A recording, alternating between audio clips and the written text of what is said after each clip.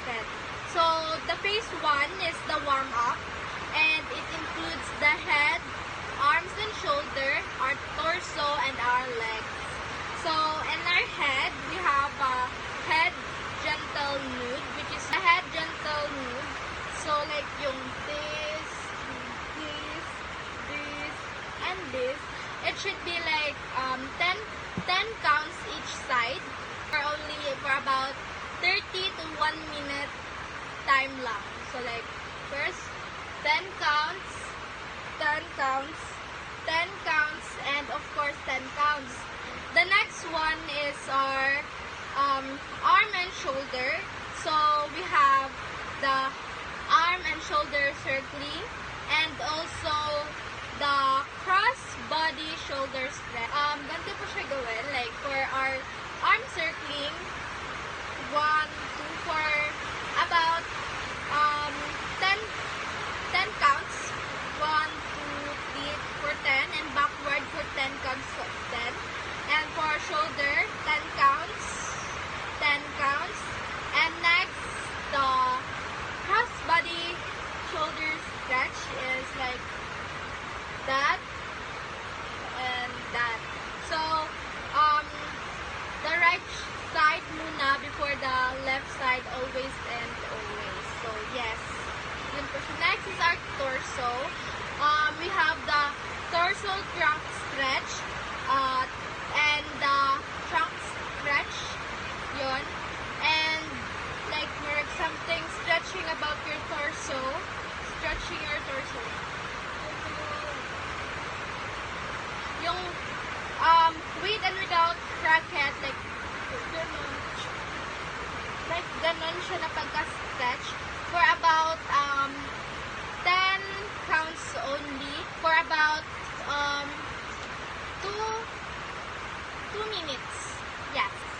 Next is our legs. So we have the leg ankle stretch, dynamic leg swing, walking lunges with waist, and lateral shuffles.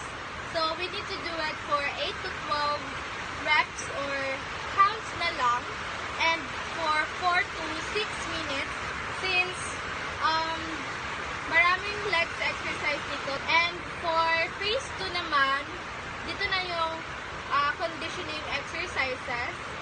For our station 1 is shuffle run for 8 reps in 1 minute.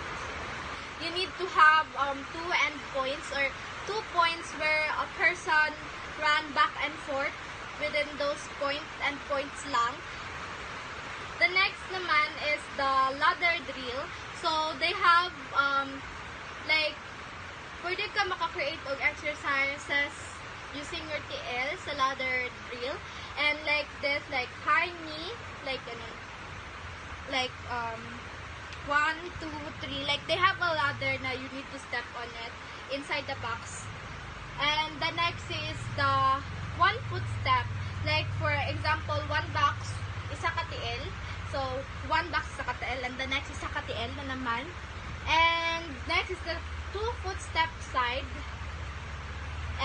like dan dan dan like that na for 2 reps for about 30 to 45 seconds each yung nilagay ko dito. For station 3 is badminton serve. Yes, serve. Like any kind of serve that you are comfortable with for 8 reps and 15 to 20 seconds only lang. Station 4 is drop and grab. So like you have like a drop and grab, drop and grab. The station 6 goblet squats plus calf raises, single leg squats. So yon for 3 reps and for 30 to 45 seconds, single leg balance and deceleration for 3 reps and 30 to 45 seconds. Station 8 is skipping for 3 reps and 30 to 45 seconds. Station 9, done drill for 3 reps and 30 to 45 seconds. And the last one is the Station 10, the active recovery or light jog and stretching for 1 rep and 2 minutes like only. Sa phase 3 naman, we should have the cool down or yes, the cool down na. Paras na siya. So sa head bending ulit. Like yung ginawa natin kanina, like ganun, ganun. For 12 counts and 1 minute. The arm, shoulder, the tricep, and shoulder stretch for 30 seconds. Hold for 1 minute. And the torso, for our torso naman, is the rotation, high rotation, and spinal twist for 12 counts and 30 seconds.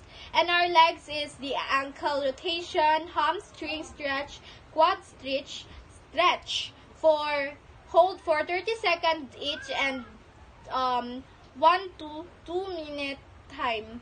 So the last one should be the inhale and exhale exercise. So 8 breath, exhale and inhale for 3 to 4 minutes only. So